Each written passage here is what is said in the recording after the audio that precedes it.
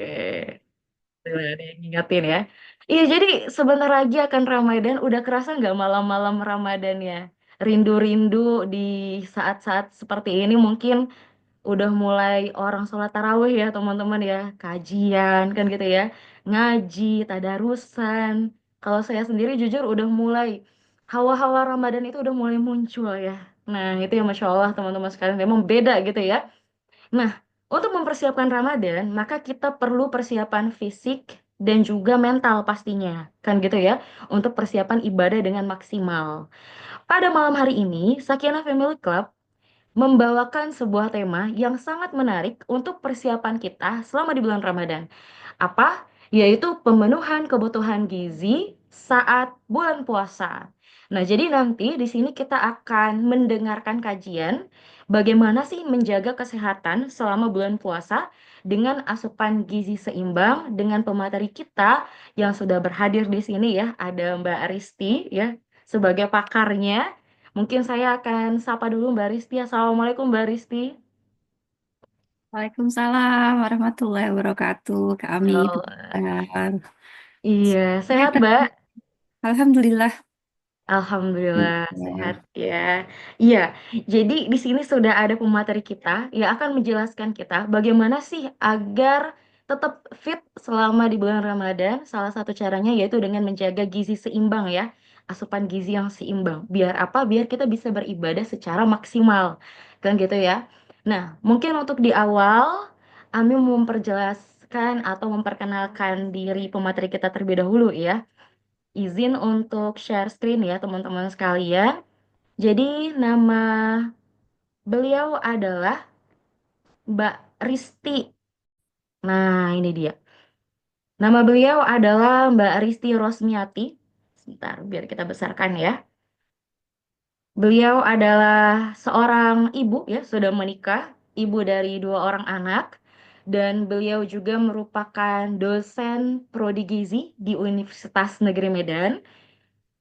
Pendidikan beliau S1 dan S2-nya adalah ilmu gizi di Institut Pertanian Bogor ya. Kemudian di sini juga ada publikasi beliau, ada banyak publikasi beliau ya, Masya Allah teman-teman sekalian. Dan kalau seandainya setelah pematerian ini teman-teman mau menanyakan lebih lanjut, bisa menghubungi beliau di nomor 0812 1352 8068 atau di email ristirosmiati@unimed.ac.id. Nah, itu dia ya teman-teman sekalian. Jadi langsung pakarnya seorang ahli gizi, insya Allah ya. Oke, tanpa memperpanjang kalam teman-teman sekalian, mungkin saya langsung saja mempersilahkan kepada Mbak Risti untuk menyampaikan materinya. Waktu dan layar, dipersilakan Mbak Risti. Baik, terima kasih nih Kak Ami. Izin saya share screen ya. Langsung. Silakan Mbak.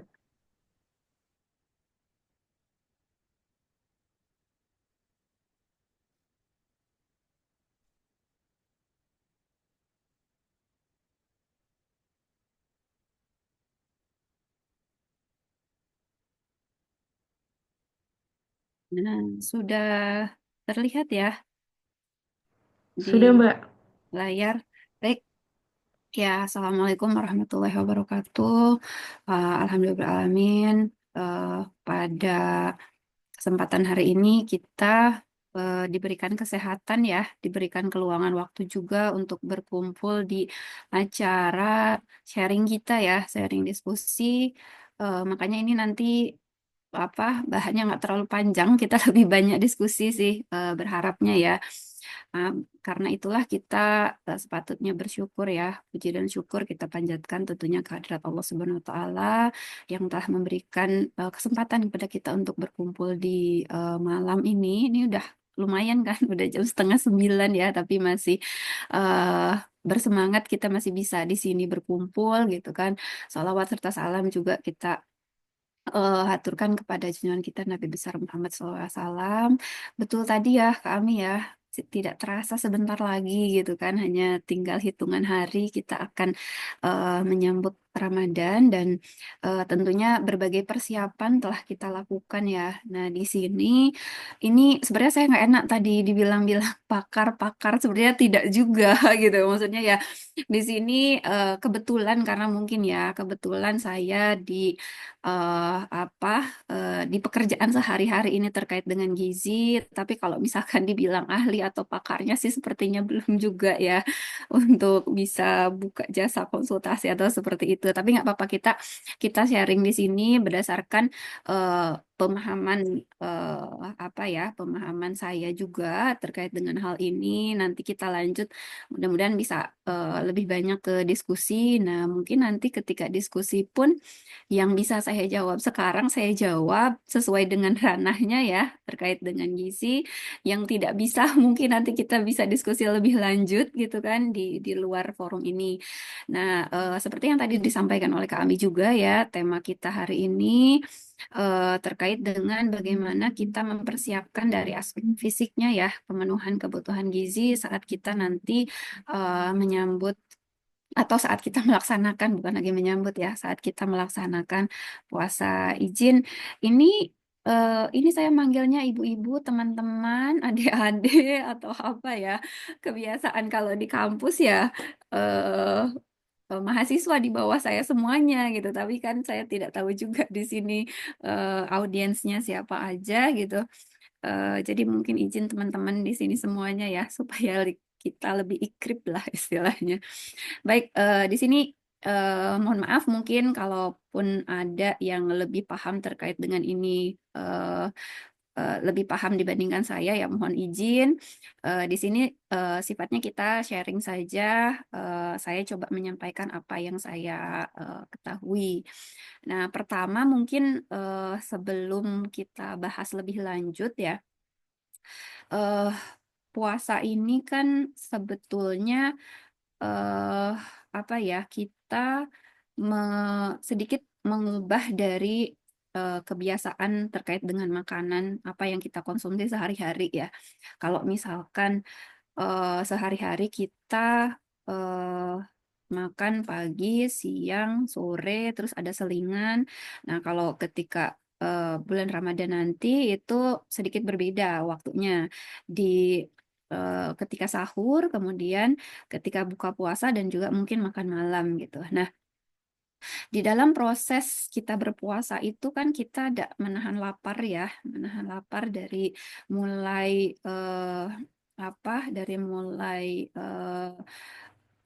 pagi, dari mulai imsak gitu misalkan ya, kalau misalkan ini atau sampai sampai nanti kita berbuka puasa gitu. Nah, apakah sama gitu menahan lapar saat kita berpuasa dengan eh, menahan lapar ketika kelaparan gitu? Nah, tentunya eh, jawabannya itu berbeda gitu. Berbeda kondisinya ketika kita menahan lapar saat puasa dan saat kelaparan gitu. Kalau misalkan puasa itu kita sudah yang membedakan itu adalah niatnya tadi ya, niat dan kita sudah memang mempersiapkan diri untuk tidak mengkonsumsi makanan pada waktu tertentu tadi. Jadi suatu pengaturan dari periode makan apa ya ketika sahur, kemudian dan ada saatnya kita tidak makan apa-apa ketika periode puasa, tapi itu sudah kita atur gitu. Jadi sudah diniatkan untuk melakukan hal tersebut. Beda dengan kelaparan. Kalau kelaparan itu kondisi di mana eh, kita melakukan itu karena tidak ada pilihan gitu misalkan, ataupun karena kita apa ya sengaja misalkan salah satunya karena ingin menurunkan berat badan sehingga membuat kita eh, kelaparan gitu. Berbeda niat dengan tadi yang puasa dalam jangka waktu lama ya, dalam jangka waktu lama. Kemudian sehingga tubuh kita itu kekurangan asupan gizi karena tadi tidak mengkonsumsi makanan dalam jumlah yang banyak, sehingga kalau dihitung asupan per harinya itu kurang dari atau tidak sesuai dengan kebutuhan yang diharapkan gitu. Jadi eh, mungkin sama-sama menahan lapar gitu, tetapi ini suatu kondisi yang berbeda. Dan kalau misalkan kita mungkin teman-teman semuanya juga pernah membaca ya beberapa manfaat dari puasa tadi, manfaatnya untuk kesehatan. Karena tadi kita sudah mengkondisikan diri kita untuk berpuasa, kalau puasa itu ada manfaatnya gitu untuk kesehatan. Tetapi kalau misalkan kelaparan, justru lebih banyak hal negatif yang mungkin akan didapatkan gitu. Jadi apa namanya? Dua hal tadi itu sesuatu yang berbeda. Nah, terkadang juga karena tadi waktu makannya itu berkurang, mungkin kalau makan pagi, siang, sore. Nah, makan siangnya itu yang kita berkurang. Jadi kalau misalkan kita lihat dari pemenuhan kebutuhan sehari, itu kira-kira sekitar 20-30% dari kebutuhan energi sehari itu berarti ya berkurang gitu ya, karena kita harus berpuasa gitu. Nah, tetapi kalau kita atur sedemikian rupa, satu waktu makan tadi, nah itu bisa selama 1 bulan penuh itu tidak membuat kita eh, apa ya eh, apa yang kita lakukan itu tidak memberikan dampak yang negatif untuk kesehatan kita gitu. Nah, yang sering dibahas selanjutnya adalah terkait dengan penurunan berat badan ya. Penurunan berat badan ada yang eh ketika puasa ini, nah ini mungkin juga salah satu apa ya manfaat ya. Nah, kalau kita menerapkan pola makan yang baik gitu, nah salah satu manfaat yang bisa kita dapat itu tadi adalah penurunan berat badan, tetapi dengan cara yang sehat gitu.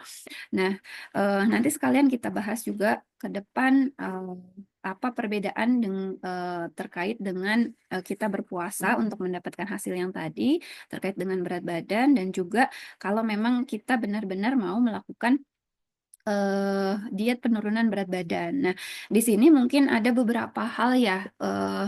Ini sengaja saya pindahkan biar tidak di slide yang satu ini. Ada beberapa yang ingin kita apa ya istilahnya bukan meluruskan apa ya terkait dengan definisi diet ya. Diet terkadang jadinya menyempit gitu maknanya ke apa ya ke penurunan berat badan saja gitu kan. Eh, Padahal diet secara umum itu adalah sebenarnya mengatur pola makannya kita gitu. Nah, kalau misalkan mau spesifik ke penurunan berat badan ya diet untuk menurunkan berat badannya gitu. Nah, di sini apa saja sih yang beberapa hal yang harus diperhatikan gitu kan terkait dengan eh, gizi seimbang untuk memenuhi tetap kebutuhan kita dalam sehari, tetapi kita bisa tetap menjalankan ibadah dengan baik gitu kan, terkait dengan berpuasa tadi. Nah, jadi satu hal yang terkait dengan diet tadi sekarang ini kan kalau misalkan kita karena sudah apa ya informasi itu dengan mudah kita dapatkan di mana saja di media sosial gitu. Nah, itu kita juga harus apa bisa memilih mana yang mungkin bisa kita terapkan, mana yang tidak bisa keterapkan. Nah, jadi kalau misalkan kami yang bergerak atau misalkan yang mempelajari terkait dengan gizi, kalau kami ditanya diet yang paling baik itu apa sih gitu kan? Dari sekian banyak diet-diet yang beredar saat ini ya, kami biasanya menjawab diet gizi seimbang. Jadi diet gizi seimbang itu tidak ada larangan terkait dengan jadi tidak ada yang terlalu mengkambing hitamkan salah satu jenis zat gizi dan bahan makanan yang mengandung zat gizi tersebut gitu. Terkadang ada beredar kan diet yang dia benar-benar mengurangi karbohidrat sama sekali tidak mengkonsumsi misalkan, atau ada yang sama sekali tidak mau mengkonsumsi lemak misalkan. Padahal zat gizi tersebut gitu, karbohidrat, protein, lemak itu dibutuhkan oleh tubuh kita. Hanya kita harus tahu jumlahnya berapa sih yang bisa kita konsumsi supaya tetap baik untuk tubuh kita. Nah, di sini sekalian juga mempersiapkan untuk nanti supaya kita tetap bisa aktif ketika berpuasa, sekalian juga eh, kami menyampaikan hal tersebut. Makanya ini sebagian besar dari slide presentasi saya ini sebenarnya dari program Germasnya dari Kemenkes ya untuk menyuarakan atau menyampaikan terkait dengan diet gizi seimbang tadi gitu. Nah, jadi apa yang harus kita lakukan ketika nanti kita berpuasa? Tentunya ya makan makanan tadi yang mengandung atau yang dia eh, sesuai dengan pedoman gizi seimbang tadi, kemudian juga di dalamnya itu terkait dengan yang harus diperhatikan itu terkait dengan minuman, karena kita kalau misalkan tidak makan dalam jangka waktu lama itu masih itu ya masih bisa gitu. Tapi kalau misalkan kita kehausan, kita tidak minum, nah itu yang lebih lebih ini. Jadi kalau misalkan eh, saya pribadi kalau berpuasa, kalau tahan tidak makannya saya tahan gitu. Tapi terkadang yang kita tidak tahan itu hausnya itu ya, minumnya itu. Itulah makanya kita harus harus atur terkait dengan kecukupan cairan yang kita konsumsi tadi dan paling tidak air putih, maaf, air putih itu air putih ya ini itu minimal 8 gelas per hari dan itu harus kita atur berarti kan karena kalau puasa nanti kita eh, hanya di waktu sahur dan di waktu berbuka berarti kita harus mengatur di dua waktu tersebut. Kemudian untuk waktu berbuka dan ini mungkin juga sesuai dengan sunnahnya juga ya kalau kita ini awali berbuka puasa dengan makanan yang manis tetapi jangan jadikan itu sebagai pembenaran untuk mengkonsumsi segala macam yang manis gitu. Nah, eh apa eh, karena yang manis ini mungkin pertama karena kita sudah berpuasa lama supaya gula darah kita cepat meningkat ya. Salah satunya yaitu kita mengkonsumsi tadi apa makanan yang manis tadi. Tetapi tetap kita harus tahu batasannya. Nah, ini tadi bicara terkait dengan gizi seimbang. eh, Mungkin sudah sering juga ya melihat terkait dengan ini. Kita ada tumpeng. Ini yang berlaku di Indonesia. Setiap negara itu berbeda-beda, tapi ini yang berlaku di Indonesia. Nah, ini menggambarkan porsi jumlah makanan yang eh, kita sebaiknya konsumsi setiap harinya. Jadi tetap di dalam pedoman gizi seimbang itu porsi yang paling besar itu adalah sumber energi, sumber karbohidrat gitu. Nah, jenisnya macam-macam sebenarnya, meskipun kita lebih banyak ya mengkonsumsinya nasi, padahal masih banyak yang sumber-sumber yang lain. Tentunya kita juga masih butuh apa? Sumber-sumber lain, buah-buahan, sayur-sayuran, kemudian juga lauk pauk ya, sumber protein hewani, nabati, dan yang harus kita perhatikan itu yang paling atas, karena ini kan tumpeng mengerucut ke atas. Nah, asumsinya makin ke atas itu makin kita harus batasi. Nah, tiga hal yang harus kita batasi tadi itu adalah gula, garam, dan minyak. Dan tiga hal ini yang sering kita kebablasan ketika bulan puasa gitu kan. Apalagi pada saat waktu berbuka puasa, eh, apa ya istilahnya takjil-takjil yang manis gitu kan. Kemudian gorengan-gorengan itu melimpah berbagai macam itu banyak. Nah, kalau kita tidak membatasi hal tersebut, itu malah bukannya tadi kita bisa mengontrol berat badan lagi, bahkan ada beberapa kasus pada beberapa orang justru setelah bulan puasa itu berat badannya meningkat gitu kan. Nah, jadi bukannya menurun malah meningkat karena terkadang itu yang kalap ketika berbuka puasa tadi. Nah, selain itu juga himbauan untuk melakukan aktivitas fisik tetap ya, tetapi kapan waktu beraktivitas fisik yang baik itu nanti juga bisa kita bahas lebih lanjut. Minum air putih tadi ya, minum air putih dan juga tentunya terkait dengan pH-nya ya, mencuci tangan sebelum kita mengkonsumsi makanan. Dan ini adalah porsi makan kita yang dianjurkan dalam satu hari, menggambarkan atau sejalan dengan yang tumpeng tadi ya. Jadi ada makanan pokok dan sayuran ini porsinya hampir sama. Kemudian tidak lupa kita juga mengkonsumsi buah-buahan, lauk pauk. Jadi makanya eh, kalau misalkan kami ditanya makanan ini boleh, makanan A boleh gitu yang boleh dimakan, tetapi tetap kita harus tahu berapa, misalkan kayak gorengan. Gorengan itu memang kita harus membatasi, tetapi boleh kita mengkonsumsi gitu. Atau makanan-makanan yang manis itu boleh kita konsumsi, tapi berapa banyak yang kita konsumsi yang harus kita batasi itu gitu. Jadi sejauh ini eh, makanan makanan apapun itu ya, kalau tentunya kalau misalkan kita kaitkan dengan apa kalau kita kaitkan dengan kajian halal selama itu halal boleh kita konsumsi gitu kan. Nah, tetapi kita harus tahu batasannya. Nah, kemudian terkait dengan gula, garam, lemak ini tadi ya, eh, gula, garam, lemak. Nah, ini yang harus benar-benar kita perhatikan, terutama tadi ketika kita eh, waktu berbuka puasa gitu. Nah, jadi kalau anjurannya ini dalam satu hari itu eh, gula. Nah, kalau kita hitungan ke sendok makan, ini gula murni, gula ya, gula yang kita tambahkan itu per orang itu maksimal 4 sendok makan. Tapi bukan berarti, oh jatah hari ini 4 sendok makan, saya udah 4 sendok makan. Tapi ingat juga, ada beberapa gula yang dia sudah ada di dalam makanan yang kita konsumsi. Bisa jadi seperti itu, gitu.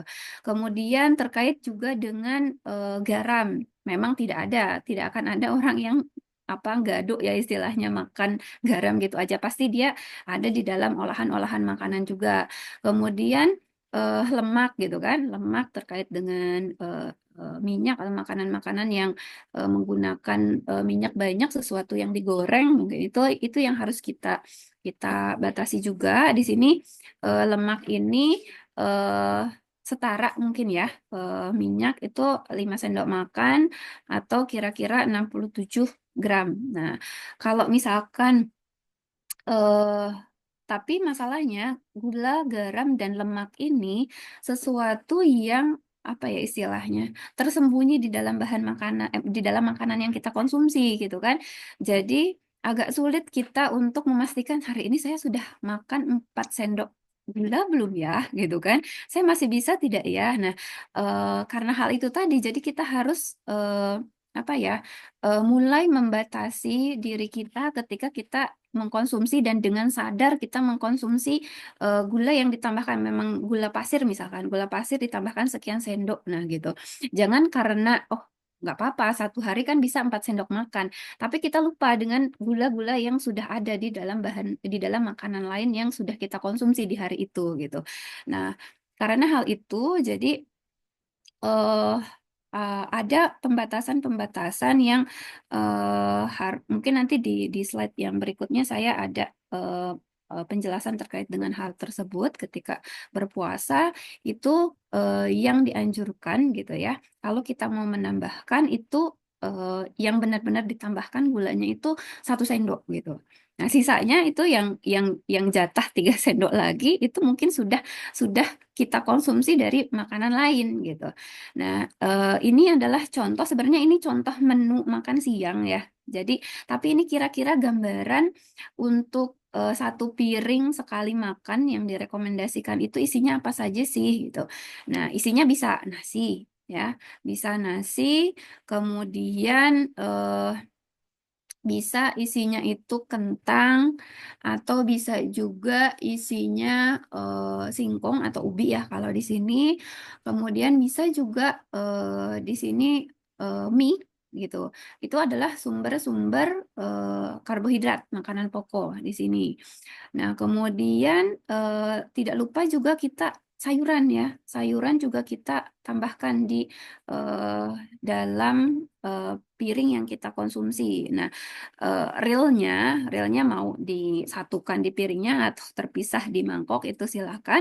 Tetapi kira-kira apakah kita sudah makan 1 mangkok sedang sayuran gitu di dalam 1 kali makannya kita. Nah, kalau misalkan di dalam puasa ketika kita sahur sama ketika kita makan malam gitu ya kan. Kemudian buah-buahan. Nah, buah-buahan apakah kita sudah mengkonsumsi buah-buahan sesuai dengan rekomendasi di sini? Kalau ini yang setara 150 gram pepaya, 2 potong sedang, kurang lebih 2 potong sedang. Kemudian kalau misalkan jeruk, ini 2 buah jeruk. Nah, kalau 2 buah jeruk mungkin bisa kita konsumsi satu ketika apa namanya eh di waktu sahur, kemudian kita atur juga nanti ketika di waktu berbuka puasa. Atau ini setara juga dengan satu buah kecil pisang, pisang Ambon, atau kalau di sini apa? Pisang barangan juga ya, seperti itu. Kemudian lauknya tetap kita membutuhkan lauk hewani dan juga lauk nabati. Nah, kira-kira untuk 50 gram tempe itu eh apa satu potong besar ya, satu potong besar. Nah, kemudian terkait dengan ikan atau telur juga, nah kita opsinya nanti apakah kita mau ikan-ikanan atau kita mau mengkonsumsi telur ataukah kita nanti mau mengkonsumsi daging. Jadi ini opsi yang setara yang bisa memenuhi kebutuhan kita dalam satu kali makan tadi gitu. Nah, yang harus diperhatikan lainnya itu tentunya diupayakan kita ya tidak melewatkan waktu makan sahur. Karena kalau dari 100% kebutuhan energi kita bagi biasanya ya, normalnya pagi misalkan 25%-nya, siang itu 30%-nya, malamnya itu 25%-nya. Kemudian ditambah selingan 10% untuk memenuhi 100% kebutuhan sehari. Nah, ini kan yang siangnya tuh hilang ya. Bayangkan kalau waktu sahur tuh hilang juga. Jadi akan eh, asupan energinya tuh akan hilang lebih banyak lagi. Jadi dihimbau atau diupayakan rekomendasinya tuh kita tidak melewatkan waktu makan sahur.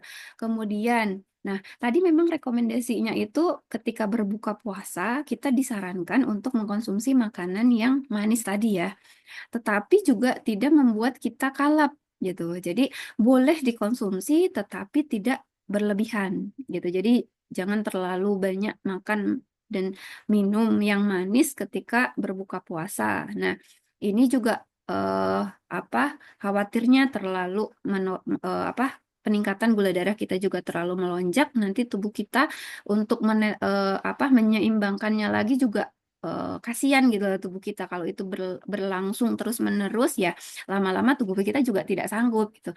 Selain itu juga terkadang kalau kita terlalu banyak makanan manis akhirnya kita tidak tidak makan lagi ya, tidak makan lengkap lagi gitu karena kita sudah terlalu kenyang dengan makanan yang manis tadi gitu. Juga itu tidak baik. Akhirnya kita men-skip waktu makan juga gitu. Itu akan kalau dilakukan dalam waktu yang berulang terus-menerus itu juga akan tidak baik. Kemudian hindari makanan yang tinggi lemak. Terkait juga ini apa yang GGL tadi ya, yang pembatasan gula, garam, lemak tadi ini juga.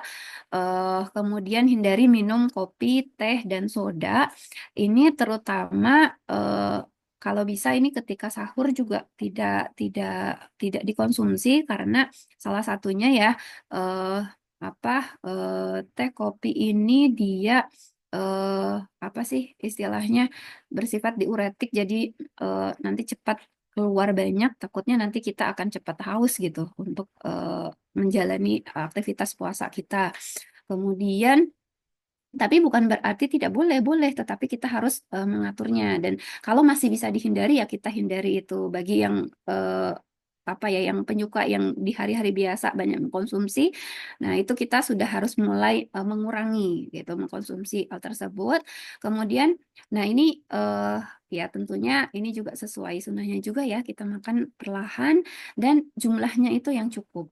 Nah, olahraga tadi tetap bisa kita lakukan, bisa di menjelang berbuka supaya apa tadi? Supaya nanti eh, apa energi yang keluar atau cairan-cairan yang keluar itu tidak membuat kita kehausan atau dehidrasi terlalu lama gitu. Karena kalau menjelang berbuka berarti kan sebentar lagi berbuka kita bisa mengganti dengan mengkonsumsi air putih misalkan. Kemudian, nah bisa juga sesudah berbuka, tetapi kita harus atur juga waktunya. Jangan juga yang terlalu setelah berbuka makan banyak kita langsung berolahraga. Tidak seperti itu juga. Jadi ada jeda ya, ada jeda antara waktu berolahraga dengan waktu makan kita. Nah, tentunya kita juga harus istirahat yang cukup dan sebisa mungkin kita menghindari begadang supaya kita tetap bisa fit menjalani aktivitas sehari-hari kita di ketika masa berpuasa tadi gitu. Nah, tadi untuk yang kita mengatur makannya itu ya, ini saya mengambil dari salah satu ahli gizi di Indonesia. Jadi saya ambil dari eh, apa media sosialnya beliau. eh, Bagaimana kita bisa mengatur makanan kita eh, ketika waktu berpuasa terkait dengan tadi yang gula garam yang harus kita batasi tadi. Memang rekomendasinya tadi 4 sendok ya, 4 sendok makan, tapi coba kita terapkan ketika kita berpuasa ini. Boleh kita makan makanan yang manis tapi satu kali saja, boleh kita pilih berarti di waktu berbuka puasa ya.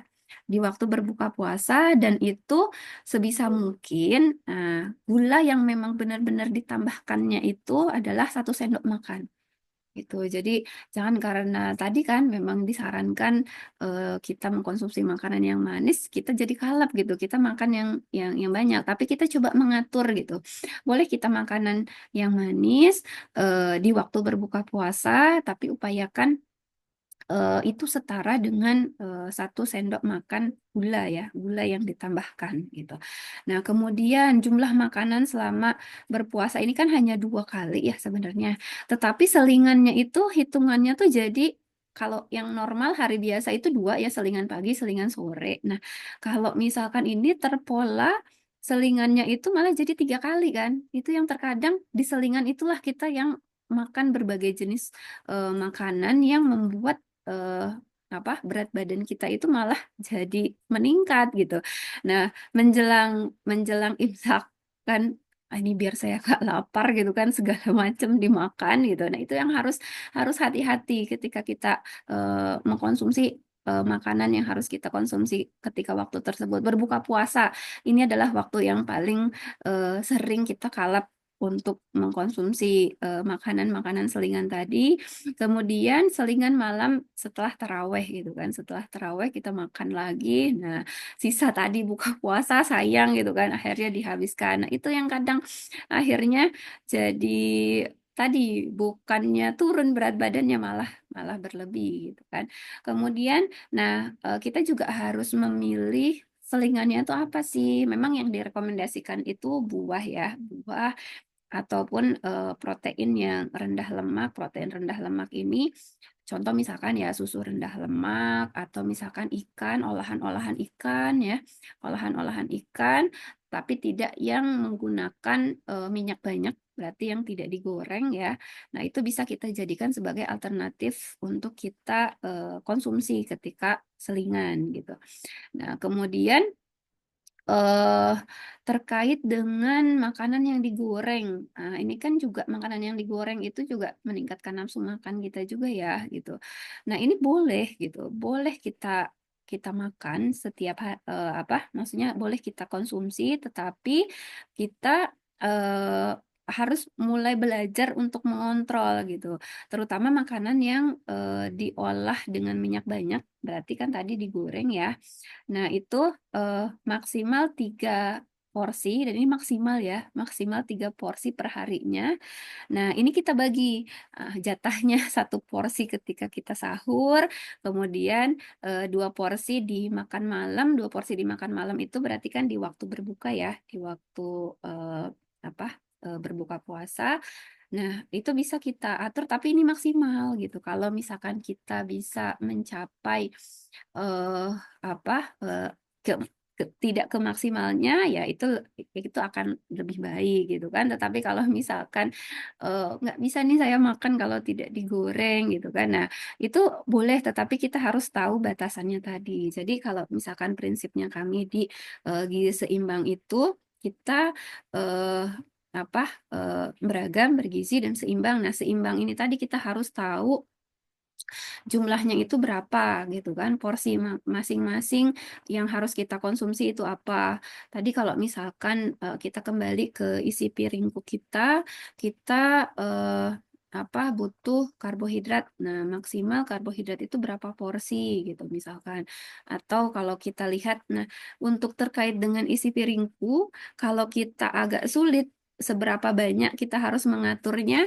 Ada juga sih, maksudnya ini bagus juga ya dari teman-teman ahli gizi. Beberapa ada yang dia memperkenalkan piring bergizi, piring gizi seimbang. Jadi dia sudah di di apa? Ada batasan-batasannya di piring itu sekian untuk karbohidrat, sekian untuk sayuran, sekian untuk lauk pauk gitu. Nah, itu juga bisa membantu kita untuk membatasi makanan kita. Memang ya kalau saya menyampaikan seperti mudah ya kalau hanya menyampaikan, tetapi kalau prakteknya itu eh, butuh usaha kita, butuh niat atau keteguhan yang kuat gitu untuk mengatur hal tersebut gitu. Tetapi kalau misalkan ya kita lihat dari eh apa sih dampaknya saat ini karena misalkan tadi terlalu banyak mengkonsumsi atau kurang kita membatasi makanan yang mengandung gula tinggi, garam tinggi, lemak tinggi. Ini sudah mulai terasa sekarang itu lebih ke apa sih penyakit-penyakit tidak menular, penyakit-penyakit degeneratif ya, misalkan gangguan-gangguan terkait dengan gula darah tinggi atau diabetes. Kalau dulu mungkin yang merasakan itu adalah orang-orang yang usianya sudah cukup berumur gitu.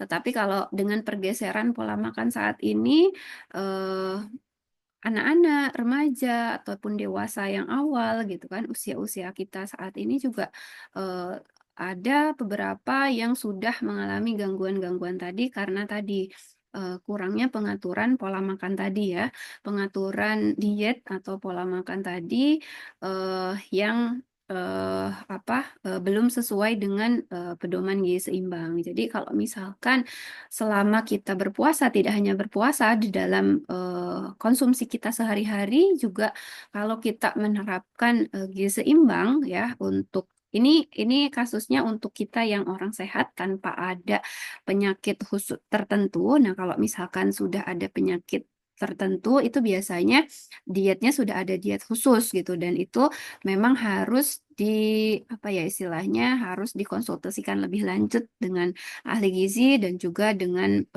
dokter ataupun tenaga medis yang menanganinya gitu. Nah, yang namun kalau misalkan sifatnya itu pencegahan bagi kita-kita yang alhamdulillah mungkin di sini masih sehat ya, dengan menerapkan gizi seimbang ini, insya Allah ke depannya kita bisa hidup sehat. Kalau misalkan dalam waktu dekat ini kita bisa menjalankan puasa, melaksanakan ibadah tetapi tetap kita bisa beraktivitas ya. Jadi jangan karena kita puasa yang tidurnya aja ibadah, jadi istilahnya aktivitasnya ya itulah saya beribadah tiap hari gitu. Nah, tetap tidak seperti itu supaya kita tetap bisa fit menjalani aktivitas sehari-hari ya kita dengan mengatur makanan kita dengan jumlah yang sesuai. Nah, jenisnya apapun itu selama itu halal, insya Allah bisa kita konsumsi. Eh, yang penting tahu kapan kita mengkonsumsinya dan jumlahnya berapa banyak gitu. Nah, mungkin untuk detail yang lebih spesifik itu kalau misalkan ada yang mau kita diskusikan, boleh setelah ini. Karena kalau saya tidak salah ini slide saya yang terakhir ya. Eh, Mungkin Mbak Ami atau Kak Ami saya bisa akhiri ini. Mohon maaf.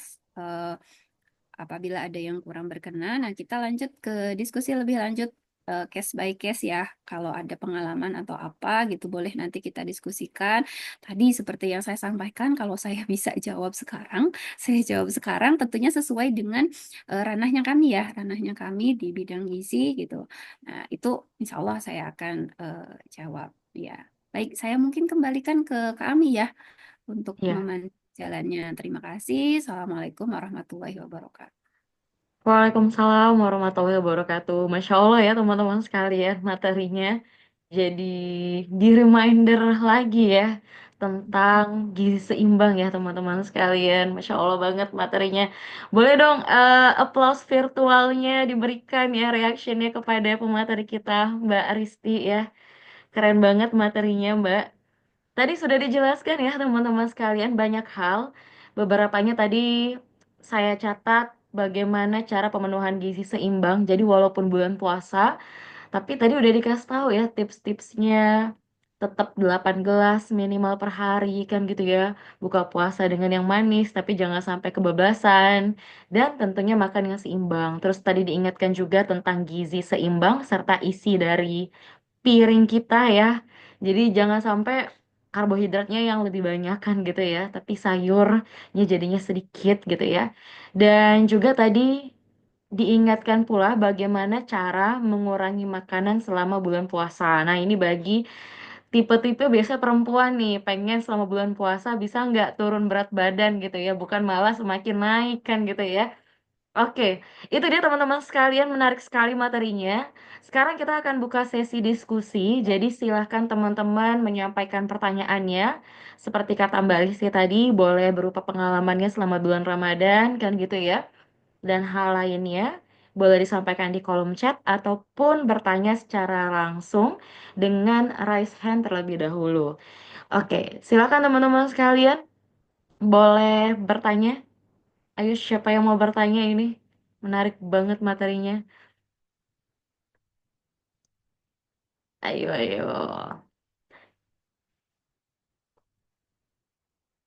Oke, mungkin ini biar saya pancing ya kan Mbak Risti ya. Mungkin lagi ngetik mungkin ya di chat Zoom. Mungkin saya pantik dengan pertanyaan dulu mungkin Mbak. Ini Mbak, jadi kadang itu kan selama bulan puasa mau makan berat itu kayak dilema kalau saya ya. Kalau makannya pas waktu berbuka sebelum taraweh, itu rasanya tarawehnya berat banget gitu. Kayak penuh gitu rasanya. Tapi kalau misalnya setelah taraweh baru makan, itu bahkan kayak udah nggak minat lagi untuk makan. Kenapa? Karena udah terisi sama takjil-takjil yang ada gitu ya. Atau bahkan jadinya terlalu begah dan sebenarnya pulang taraweh itu sukanya ngantuk. Jadi udah nggak pengen lagi sebenarnya makan gitu. Tapi ada beberapa orang kan memang dia makanan beratnya setelah taraweh kan gitu ya. Nah, sebenarnya Mbak lebih baiknya nih kalau dari segi gizi dan lain sebagainya ya menjaga keseimbangan juga.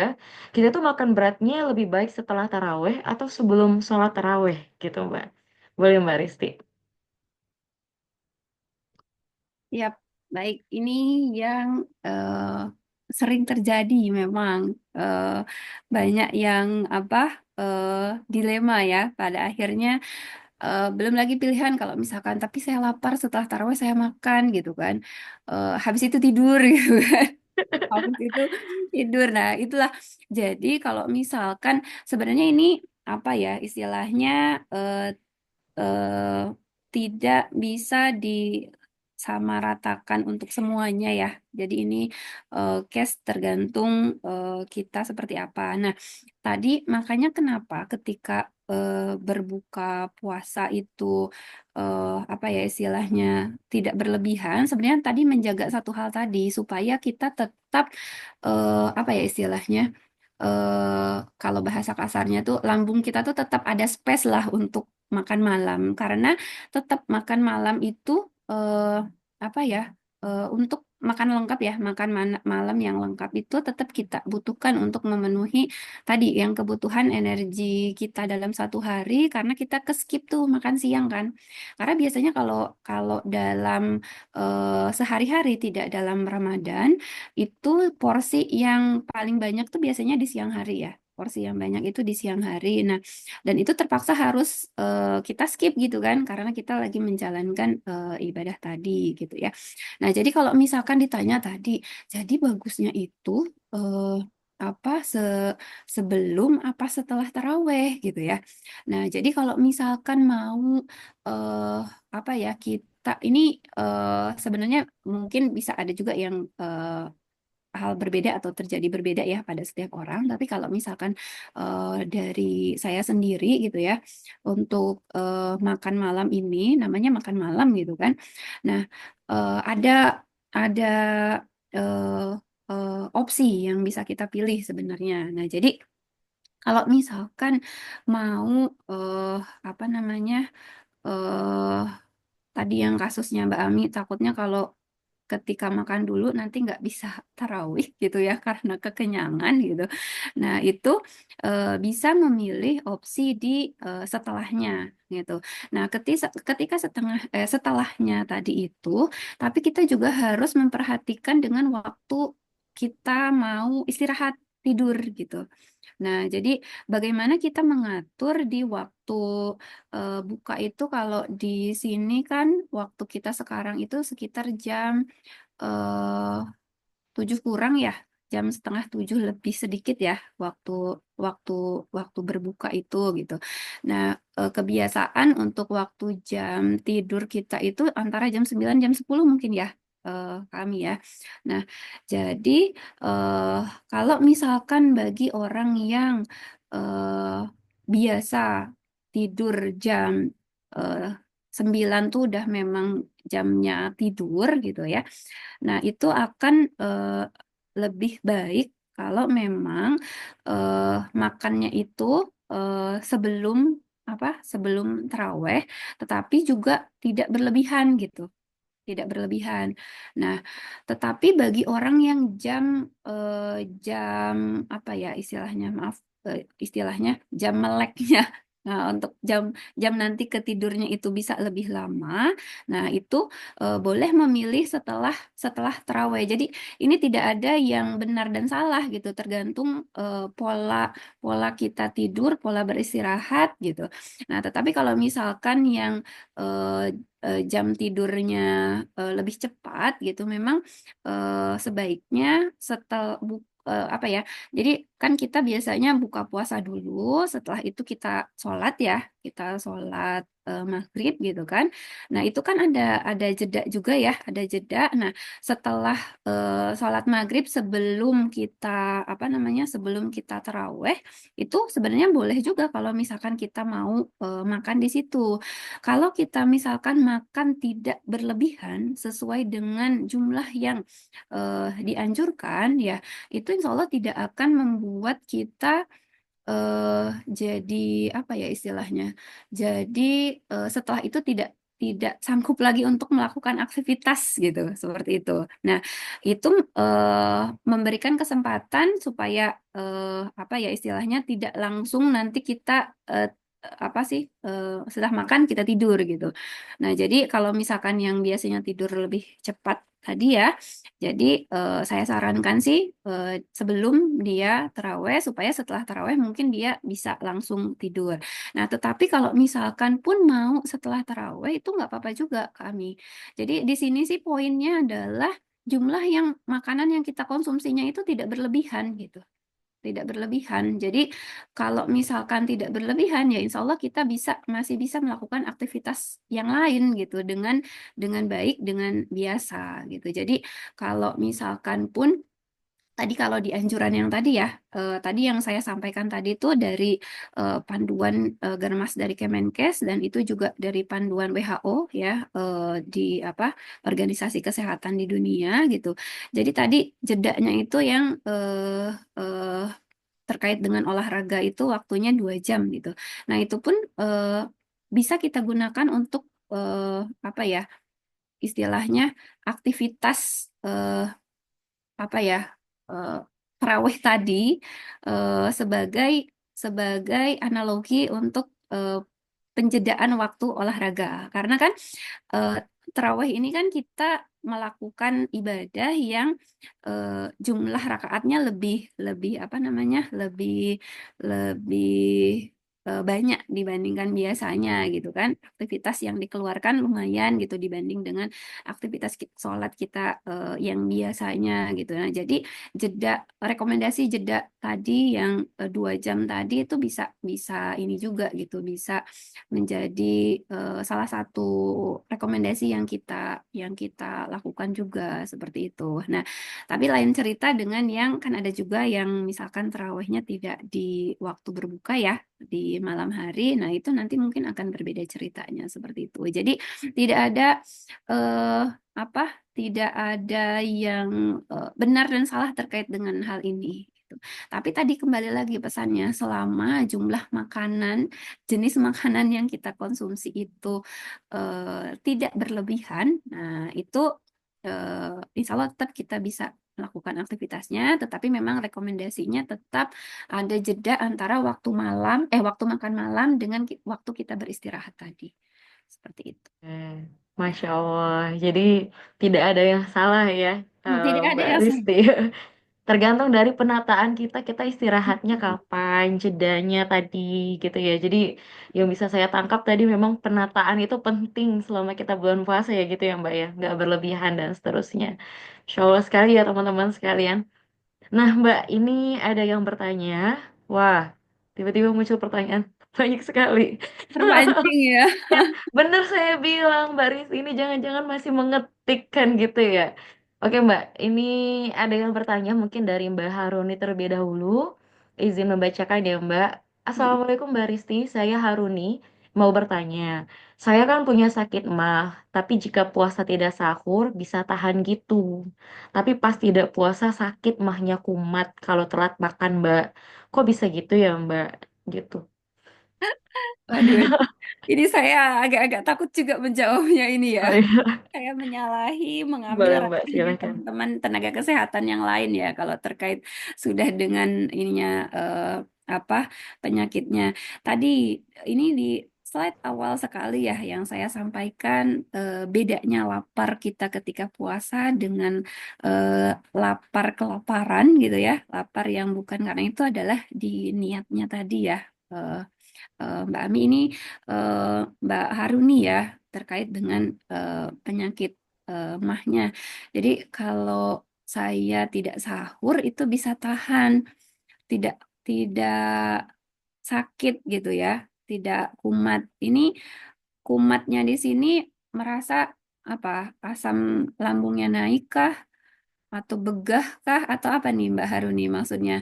Ketika kondisi kumat mahnya ini apa yang dirasakan nih? Sakit perutnya Mbak, kayak apa?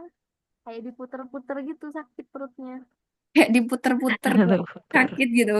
Itu terjadi ketika makan gitu ya, Mbak. Terlambat makan kalau nggak puasa. Oh, terlambat makan kalau tidak puasa. Tapi kalau misalkan puasa, Aman, nggak tidak ada sahur sakit pun apa-apa. tidak apa-apa Soalnya gitu nggak ya. sahur gitu. Tapi kalau tadi mahnya kumat kalau telat makan. Oh, tapi kalau misalkan, oh itulah, ini kembali lagi. Kalau misalkan kembali ke tadi, memang himbauannya kita tetap makan sahur gitu ya Mbak ya. Tapi terkadang ada masanya, entah kita telat bangun atau ada juga kan teman-teman yang tidak biasa ya, tidak biasa sahur gitu kan, ada juga yang seperti itu. Nah, kalau terkait dengan ketika hari biasa itu jadi sakit, mahnya kambuh, tapi ketika bulan puasa itu tidak. Nah, ini kembali lagi, mungkin saya tidak bisa menjelaskan lebih detail jalurnya seperti apa ya, karena itu bisa menjadi satu SKS sendiri. Tapi sederhananya seperti ini, tadi di awal sekali, makanya kenapa slide pertama saya itu terkait dengan perbedaan antara lapar ketika puasa dan lapar ketika kita kelaparan. Di niatnya tadi ya, Mbak ya, karena eh, apa ya, sugesti diri dan kita sudah meniatkan. Jadi tubuh kita itu sudah sudah dipersiapkan. Nah, sudah dipersiapkan untuk kita itu tidak makan dari setelah apa ya azan subuh berkumandang gitu kan, sudah kita tidak boleh makan apa-apa lagi sampai berbuka puasa. Jadi eh, ini tuh lapar yang memang sudah kita persiapkan. Nah, jalurnya seperti apa? Ini ada di pengaturan juga di pengaturan juga di apa ya istilahnya di otak kita ya. Bagaimana eh mengkoordinasikan semua organ dan juga hormon dan juga mungkin enzim-enzim yang ada di dalam tubuh kita supaya siap gitu, siap untuk kita itu tidak menerima makanan apa-apa dari subuh kita jam setengah enam misalkan sampai nanti kita jam setengah tujuh malam atau sore gitu. Jadi, nah kalau misalkan terkait dengan mah ini ya terkait salah satunya adalah terkait dengan asam lambung tadi ya, dengan asam lambung tadi. Karena kalau misalkan telat makan itu kan kita tidak ada niat, tidak mempersiapkan diri. Nah, jadi ketika asam lambung naik, nah itulah yang terjadi rasa-rasa tidak enak yang kita kita rasakan. Tetapi ketika puasa ini, meskipun mungkin tadi eh, tidak sahur, tapi kalau bisa ya Kak, jangan sering-sering seperti itu karena khawatirnya nanti malah kebutuhan kita sehari-hari kalau itu terus-terusan dilakukan bisa bisa berkurang. Tetapi kenapa tidak tidak jadi asam lambungnya naik atau misalkan tidak mengalami eh, kambuh mah kalau seperti kita telat makan tadi karena pengontrolan tadi karena ada niat tadi ya niat terlepas dari masalah religius agama kita ya mengkondisikan tetapi sederhananya kalau saya jelaskan tubuh kita itu sudah mempersiapkan diri untuk mengalami lapar yang tadi yang lapar yang versi puasa itu tadi Mbak Haruni jadi dan ini kalau misalkan kita bicara terkait dengan kajian ilmiahnya nah, ini ada beberapa penelitian yang menyebutkan, tetapi memang ini masih bervariasi ya hasilnya gitu. Jadi justru orang-orang yang terkena mah ataupun orang-orang yang mengalami penyakit kronis yang lain, dia lebih sehat gitu. Nah, salah satunya beberapa kajian itu banyak juga yang ke teman-teman yang ya qadarullah memang misalkan ada gangguan terkait dengan controlling gula darahnya ya teman-teman yang diabetes itu ada beberapa hasil penelitian karena ikut puasa tadi dia menjadi lebih terkontrol gula darahnya ada juga yang seperti itu tapi tentunya tadi seperti yang saya sampaikan, kalau sudah yang case khusus terkait penyakit tertentu memang harus didampingi oleh tenaga kesehatan. Jadi ahli gizi dan juga tenaga kesehatan yang memang ranahnya atau pakarnya mengontrol hal tersebut. Jadi seperti itu mungkin ya Mbak Haruni. Jadi kekuatan dari pengontrolan puasa niat tadi itu itulah yang mengkondisikan ya salah satunya tidak kambuh mahnya tadi. Kalau ada tanggapan lebih lanjut boleh Mbak. Ini kebetulan kan tidak terlalu banyak jadi seperti private juga ya kita ya. Boleh juga Mbak gitu. Iya, Masya Allah. Iya, silakan Mbak Haruni. Kalau misalnya ada tanggapan, silakan Mbak Haruni. Makasih Mbak. Sudah Oke, cukup. Oke, sudah boleh cukup. mungkin lanjut ke Alhamdulillah. yang berikutnya. Oke, ini selanjutnya ada Mbak Mariani. Cukup panjang pertanyaannya, Mbak Risti. Tapi kurang lebih mungkin bunyinya. Jadi beliau bilang bahwa waktu masih kecil itu sering orang tua menyuruh untuk minum teh ataupun susu biar tahan selama puasanya pas waktu sahur gitu ya di akhirnya.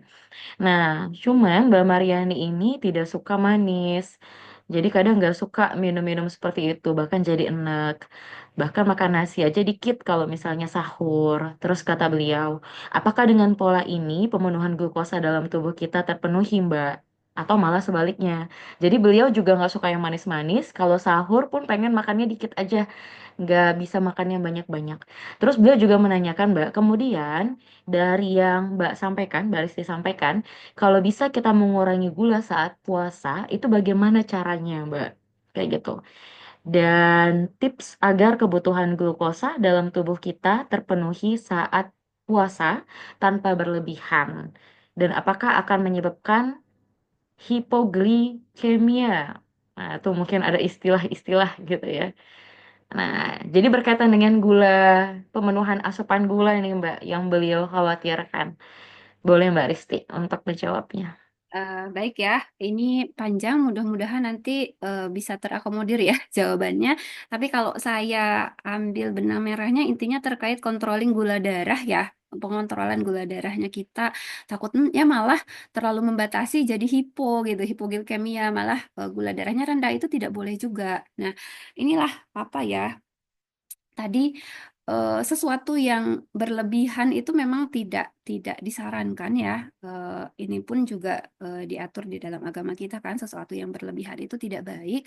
Nah, berlebihan di sini konteksnya adalah berlebihan mengkonsumsinya banyak sama berlebihan terlalu menjaga juga gitu kan. Jadi itu makanya kenapa apa ya di dalam kembali lagi kalau misalkan tadi saya bercerita terkait dengan pedoman gizi seimbang itu eh, boleh semua dikonsumsi asal kita tahu jumlahnya. Nah, kita breakdown satu-satu tadi eh, terkait dengan makan yang sedikit ya. Makan yang sedikit ketika sahur gitu. Apakah eh, itu bisa memenuhi kebutuhannya sehari. Nah, sebenarnya kalau mau dihitung spesifik sendiri-sendiri itu ada hitungannya tersendiri. Tapi secara umum kebutuhan energi sehari untuk ini kita, Mbak siapa ini?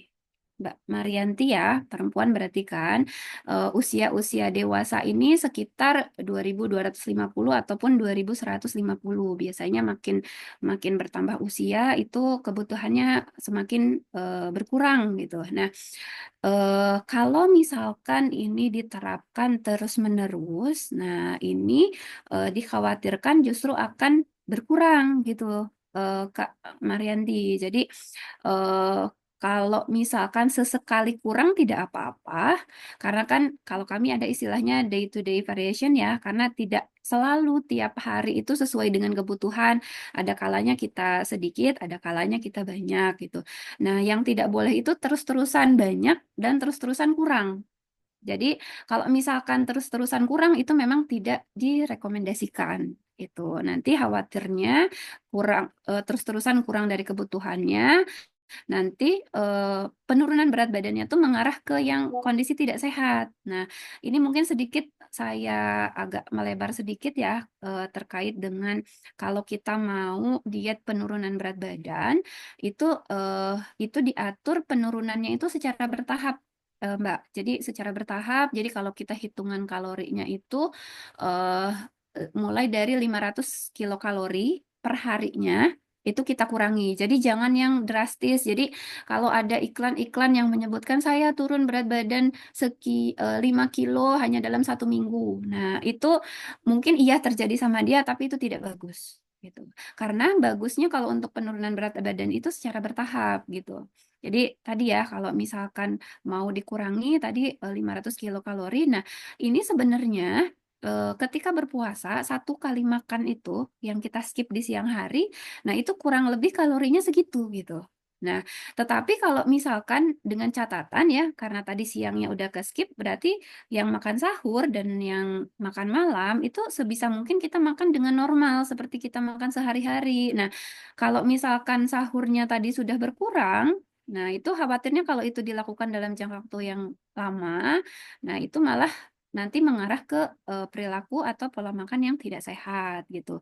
Kemudian tadi terkait dengan teh ya, teh susu gitu kan, segelas teh, susu, susu apa atau teh bisa mengurangi rasa lemas. Saya tidak tahu ya apakah memang itu sugesti atau bagaimana terkait dengan teh, tapi tadi kenapa ini eh, dihindari ya, dihindari karena tadi sifatnya yang diuretik tadi takutnya jadi malah memicu untuk terus keluar gitu kan, terus buang air kecil, malah nanti kita jadi banyak cairan yang keluar, malah nanti jadi kita dehidrasi, lebih ke arah situ sih gitu ya.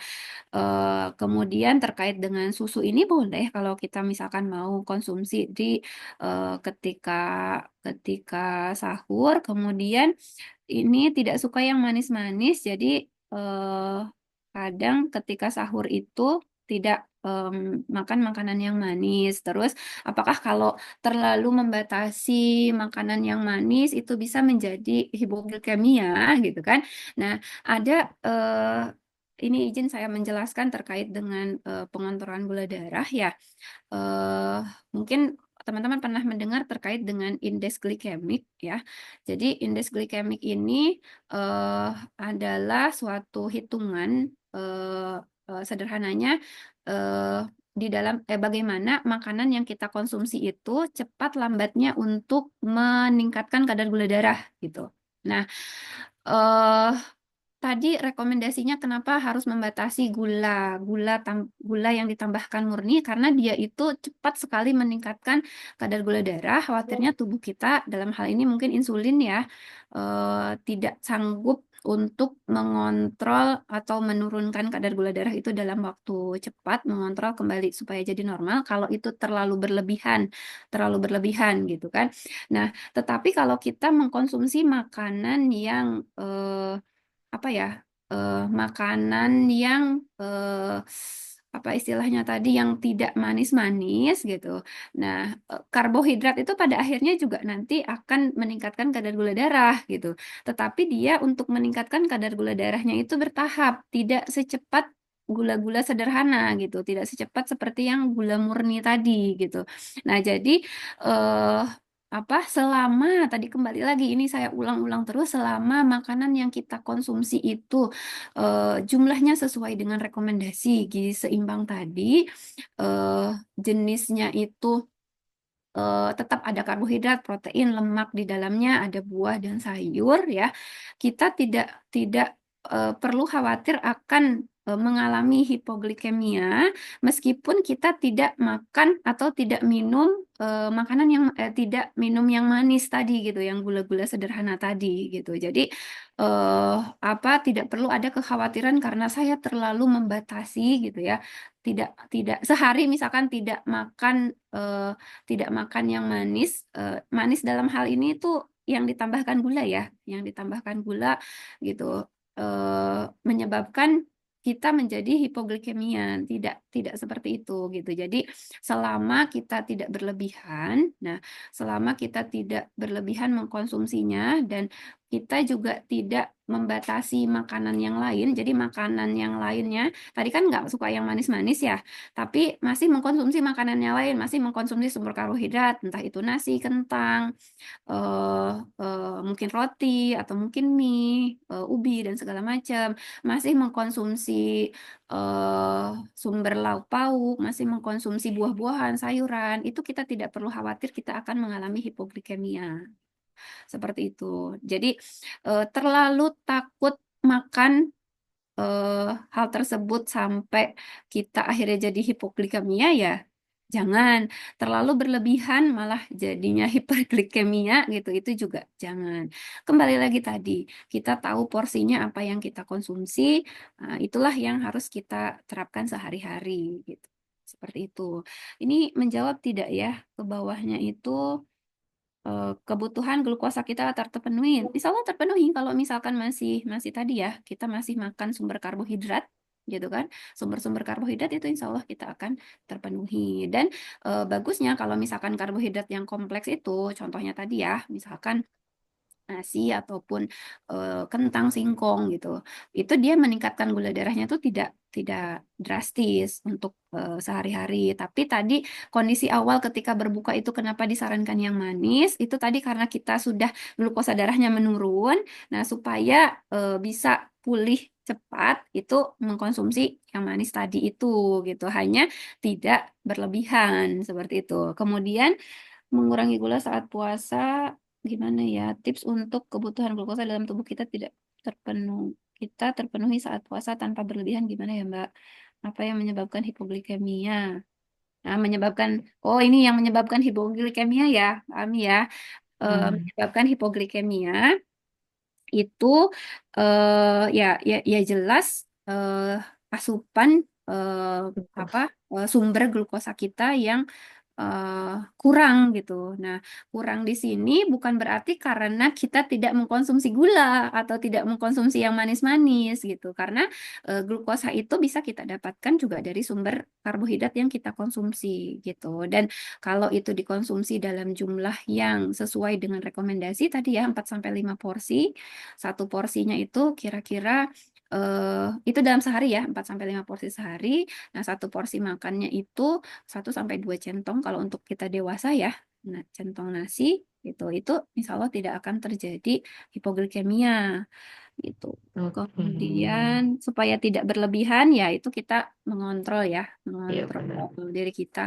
Kalau misalkan terlalu banyak mengkonsumsi yang manis gitu kan kita merasa enak juga ya lama-lama gitu. Nah, kalau sudah enak itu berarti ya tubuh kita sebenarnya sudah warning itu, sudah tidak sanggup lagi gitu untuk nanti mengolahnya di dalam tubuh gitu.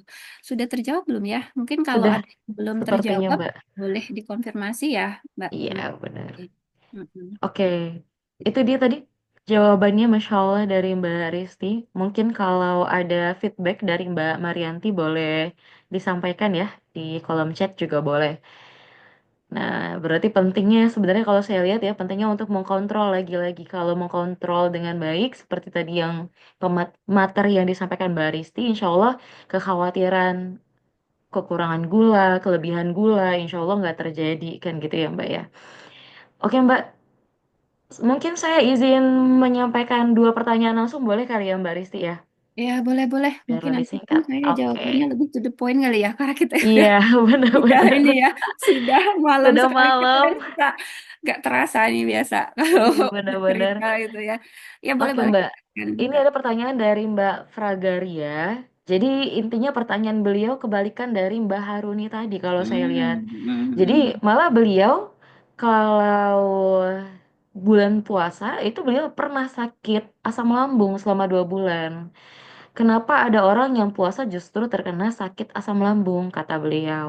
Kira-kira itu disebabkan karena apa ya? Dan apakah sakit itu bisa kambuh lagi? Jadi kebalikan dari Mbak Haruni tadi, Mbak. Kemudian Mm-mm. ada pertanyaan dari Mbak Nurul Asma. Izin bertanya, Bu. Saya Asma, kalau kita ada sakit darah rendah, nah ini berkaitan dengan darah rendah, apakah bagus makanan saat menghadapi puasa? Makanan yang bagus gitu ya untuk menghadapi puasa bagi orang yang memiliki kadar darah rendah. Nah, makanan yang bagus selama bulan puasa untuk darah rendah kira-kira apa ya? Gitu kata beliau. Waduh, Udah seperti pertanyaan dokter yang Mbak Risti ya. darah rendah ini ya. Oke, Darah rendah ini silakan Mbak maksudnya Risti. hipoglikemia tadi ya, seperti yang pertanyaannya Mbak Marianti tadi Hmm, ya. Nah, terkait ini saya juga agak-agak takut juga nih menjawabnya yang terkait dengan asam lambung tadi ya. Maksudnya memang ini case-case khusus. Memang ada juga terkadang beberapa orang yang direkomendasikan oleh dokternya misalkan tidak berpuasa dulu karena kondisi kesehatannya. Nah, kalau misalkan ini kasusnya ke Mbak siapa tadi? Izin. Mbak Pragaria ya, malah pernah 2 minggu, eh, selama sekitar 2 minggu di bulan puasa sakit asam lambung gitu ya. Nah ini mungkin karena kan kondisi kesehatan seseorang itu eh, berbeda-beda ya. Saya tidak tahu apakah Mbak Pragaria ini sudah ber apa konsultasi dengan dokter terkait dengan penyakitnya itu seperti apa gitu kan. Nah, tetapi mungkin kalau dugaan ini saya baru dugaan ya, karena memang tadi ya case-case terkait dengan ini kan tidak bisa disamaratakan untuk setiap orang ya gitu. Nah, kebetulan di Mbak Pragaria ini malah asam asam lambungnya naik gitu kan ketika berpuasa. Nah, ini juga harus ditelusur sebenarnya harusnya kan kalau misalkan kita berdiskusi harusnya tanya jawab gitu sebelumnya. Ini ada pertanyaan dari saya kembali akhirnya jadinya. Nah, ketika berpuasa itu apakah Mbak Pragarianya sahur dulu atau misalkan ini asumsinya lah sahur seperti biasa, buka puasa seperti biasa, terus tetap ketika berpuasa sudah niat juga izin ya mungkin sudah niat juga tapi tetap nih asam lambung. Nah, sebenarnya kalau sudah seperti itu akan lebih bagus memang kita karena kalau sudah sakit itu memang ranahnya teman kesehatan yang lain yaitu dokter ya berkonsultasi lebih lanjut apa yang terjadi di dalam tubuh kita gitu. Kita bisa konsultasikan dengan orang yang lebih paham. Tapi kalau misalkan dari aspek gizinya mau menyarankan gitu. Nah, itu bisa disiasati salah satunya dengan ketika sahur dan juga ketika berbuka puasa kita apa ya menghindari makanan-makanan yang eh, apa mudah meningkatkan asam lambung gitu. Jadi mungkin makanan-makanan yang terlalu eh, apa ya terlalu asam gitu atau misalkan makanan-makanan yang terlalu bergas atau makanan-makanan yang lemaknya tinggi. Nah, jadi diatur dari ketika sahur, gitu, jenis pengaturan jenis makanannya. Nah, biasanya kalau misalkan di kami itu ada namanya diet lambung ya, gitu kan, diatur gitu kan, harus mengkonsumsi makanan yang seperti apa. Tapi tentunya itu baru pengaturan terkait dengan makanan. Kalaupun itu tidak berhasil juga, ya berarti itu sudah harus memang kita berkonsultasi dengan tenaga medis gitu. Mungkin sudah harus apa ya istilahnya sudah harus dibantu dengan obat mungkin atau misalkan alternatif yang lain. Tetapi kalau misalkan ranahnya kami, nah ketika berarti memang benar-benar sahur dan buka puasa itu kita harus makan. Selain tadi apa jumlahnya itu harus sesuai. Nah, ini terkait dengan jenisnya. Berarti harus menghindari tadi makanan-makanan yang terlalu apa ya? Istilahnya membuat lambung kita kaget ya, makanan-makanan yang terlalu asam atau makanan-makanan yang bisa menimbulkan gas, atau makanan-makanan yang terlalu mengandung lemak tinggi, berarti yang goreng-gorengan itu sudah harus mulai dihindari. Apa namanya, santan, yang santan kental mungkin dicoba dihindari. Tadi kalau yang asam-asam mungkin ya terkait dengan buah-buahan ya, buah-buahannya kita pilih mungkin yang tidak terlalu asam. Kalau terkait dengan gas tadi, makanan-makanan atau buah yang bisa menimbulkan gas mungkin kalau yang terdekat ini karena kita lagi musim durian ya itu mungkin agak dikurangi dulu gitu. Boleh sesekali dikonsumsi tetapi kalau misalkan itu sudah berdampak terasa nggak enak di tubuh kita ya berarti kita skip dulu atau kita hindari dulu. Nah, kalau dengan pengaturan pola makan sudah tidak bisa ya berarti kita harus sudah mulai berkonsultasi mungkin dengan dokter seperti itu.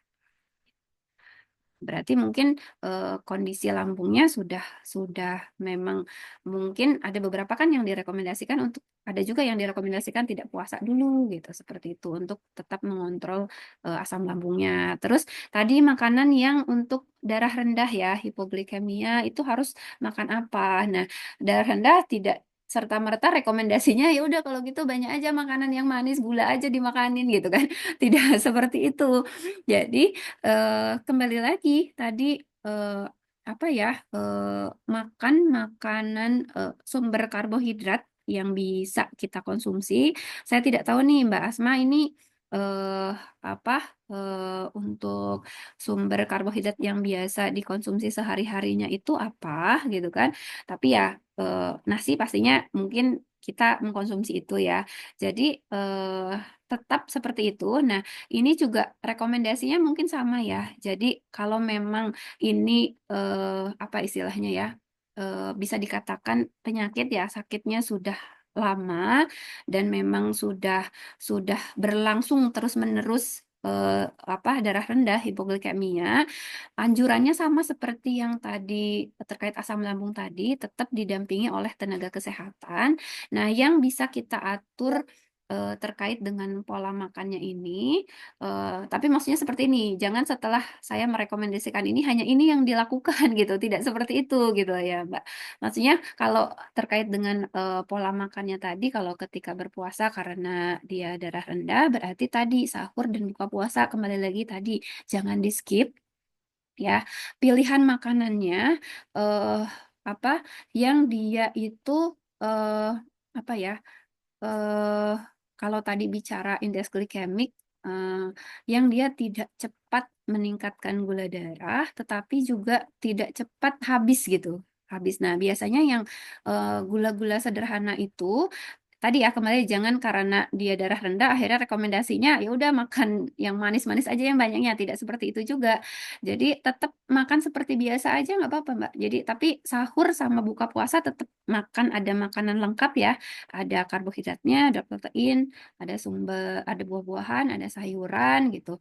Nah, ketika berbuka puasa tadi disarankan yang mengkonsumsi yang makanan yang manis-manis gitu.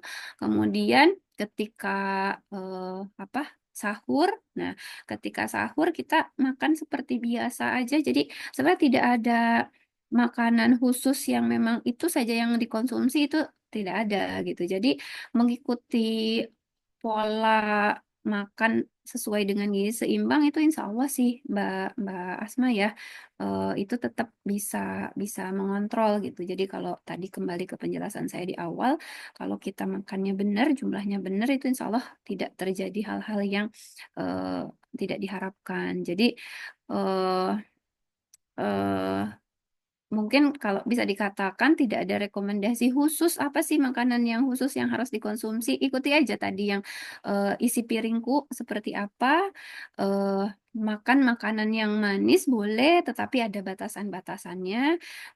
Jangan karena hipoglikemia, jadi makan makanan yang manisnya bisa banyak, tidak seperti itu.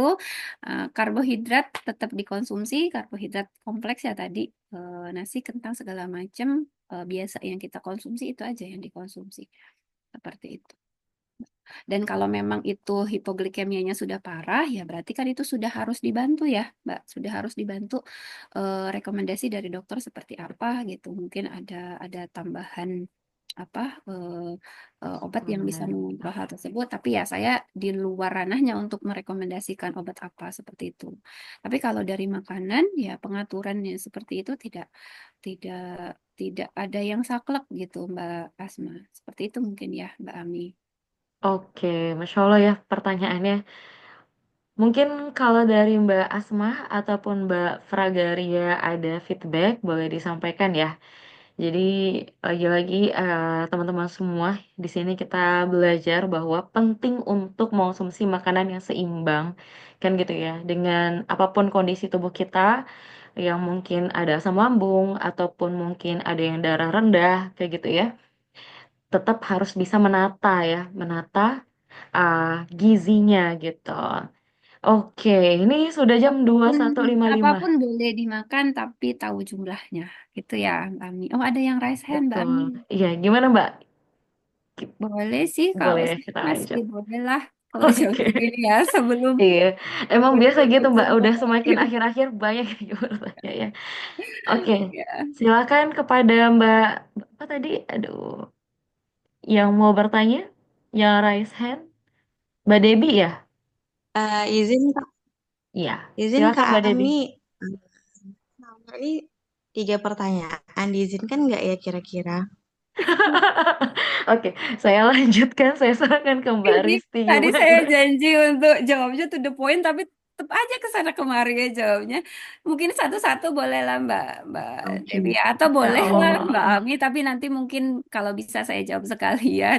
Saya nggak tahu juga pertanyaannya apa, bisa dijawab to the point atau tidak. Silakan mungkin ya. Ya, Nanti semoga nggak tahu bisa aja. dijawab dengan singkat mungkin ya Mbak. Mm-mm, Karena mm-mm. kita Oke, kalau nggak ditanya eh, gelisah nih kan. wes nggak bisa tidur. Ya. Silakan, Oke, silakan. silakan Mbak Debi. Yang pertama itu tadi terkait jumlah konsumsi air kita dalam 1 hari itu kan tadi sekitar 8 gelas gitu ya Mbak. Hmm. Nah, itu kira-kira apakah air putih murni atau itu juga bisa terhitung dari kayak misalnya kita makan sup atau minum susu atau minum infused water atau tambahan air-air lain misalnya dari buah-buahan gitu. Ataukah 8 gelas itu memang eh, ya air putih aja gitu. Itu Oke. mohon tanggapannya, Mbak. Mm-mm. Langsung jawab nih Mbak Ami atau gimana? Iya, silakan Mbak Risti. Oke, Boleh. nah jadi eh, air air putih ini memang direkomendasikan 8 gelas itu ya air putih. Tapi bentuknya tadi kalau sempat dimention infus water itu boleh juga. Tetapi dia basicnya air kan.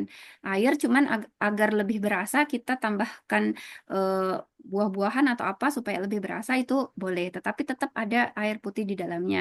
Kemudian tadi kalau misalkan apa tadi ya?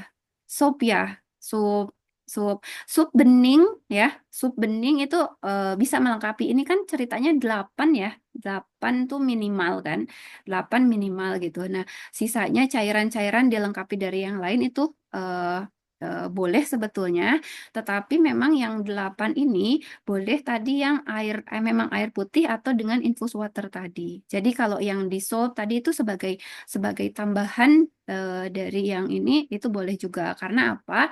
Terkadang di kalau kaitannya terkait dengan haus atau apa gitu ya di sop yang ada bumbunya itu ada beberapa yang dia eh, menyebabkan apa ya istilahnya eh, menyebabkan kita malah jadi haus ketika kita ini gitu. Tetapi kalau misalkan air yang ada dari sayur, air sop itu tetap berkontribusi di dalam pemenuhan cairan di dalam tubuh kita. Tetapi memang yang 18 direkomendasikan itu memang air putih gitu, seperti itu. Dan kalau misalkan air putihnya itu ditambahin infus water itu boleh, Mbak Debi, seperti itu. Jadi di luar yang cairan-cairan lain gitu ya. Seperti itu Mbak Ami. Oke, itu dia untuk jawaban pertanyaan pertama. Silahkan pertanyaan keduanya Mbak Debbie. Yang kedua itu terkait eh tadi kan kita disuruh menghindari ya, bukan menghindari atau mengurangi Hmm. GGL tadi dengan gula, garam, dan lemak. Bagaimana terkait tepung gitu Mbak? Tadi kan ada di karbohidrat itu ada tulisan tepung. Sedangkan saya pernah eh ya lihat-lihat sosmed atau dengar-dengar kajian itu tepung itu malah kok bisa kita hindari karena ada glutennya gitu. Itu gimana Mbak? Oke, ini kalau ya bahas terkait dengan tepung ini bisa satu ini sendiri ya. Nah, jadi kembali lagi prinsipnya tetap sama. Nah, memang saat ini eh, ada beberapa orang yang memilih untuk tidak mengkonsumsi tepung dengan alasan tadi ya, terkait dengan gluten, apa terlepas dari masalah misalkan autism kalau pada anak ataupun pada kita itu bisa memicu inflamasi, terus misalkan yang membuat gangguan pencernaan seperti apa itu pilihan pribadi, tetapi secara konsep itu memang tadi prinsipnya kembali tidak ada satu jenis zat gizi ataupun tidak ada satu jenis makanan yang benar-benar dikambing hitamkan sama sekali tidak boleh gitu. Prinsipnya seperti itu sih, Mbak. Tapi itu kembali ke pilihan individu ya. Kalau memang benar-benar mau tidak mengkonsumsi ya silahkan. Tetapi eh, sebenarnya itu masih masih untuk individu yang sehat itu masih bisa dikonsumsi. Tapi memang kita harus mulai apa ya istilahnya membatasi. Nah, yang sederhana tepung ini kan karbohidrat yang dia sudah apa ukurannya sudah lebih sederhana gitu ya. Sudah kalau misalkan terkait dengan gula darah tadi dia sudah lebih cepat juga mungkin meningkatkan gula darah terlepas tadi masalah masalah gluten tadi itu ya. Jadi tetap Mbak Debbie prinsipnya kalau kami sih makanan tersebut masih boleh dikonsumsi, tetapi memang kalau memilih untuk menghindari hal tersebut ya silahkan gitu ya sama sekali ya sama sekali. Tapi memang sesuatu makanan yang eh, karbohidrat yang kompleks ya, maksudnya yang benar-benar makanan aslinya, utuhnya itu memang lebih direkomendasikan dibandingkan dengan makanan yang sudah dalam bentuk olahan yang lebih sederhana. Tapi bukan berarti sama sekali memang kita tidak boleh gitu makan itu. Kalau rekomendasinya tetap tidak seperti itu. Jadi masih boleh, tetapi berarti ya kita harus benar-benar membatasi kapan kita mau mengkonsumsi tersebut. Tapi memang rekomendasi kalau dari jenis karbohidratnya tadi karbohidrat yang masih utuh, yang masih dalam bentuk tadi kan nasi masih masih utuh ya gitu kan. Eh, kemudian kentang misalkan diolah itu masih dalam bentuk utuh karbohidratnya itu memang lebih direkomendasikan untuk konsumsi harian kita. Nah, terkait tepung ini sendiri, ini itulah banyak sekali ramai sekali kan di medsos yang benar-benar sama sekali tidak mengkonsumsi ya itu silahkan pilihannya. Tetapi sebenarnya itu bukan yang haram. Maksudnya kalau kita sesekali mau mengkonsumsi silahkan, tapi kalau memang itu sudah membuat dampak kesehatan yang langsung terasa ke kita ya berarti memang harus sudah menghindari sudah harus tidak boleh mengkonsumsi gitu.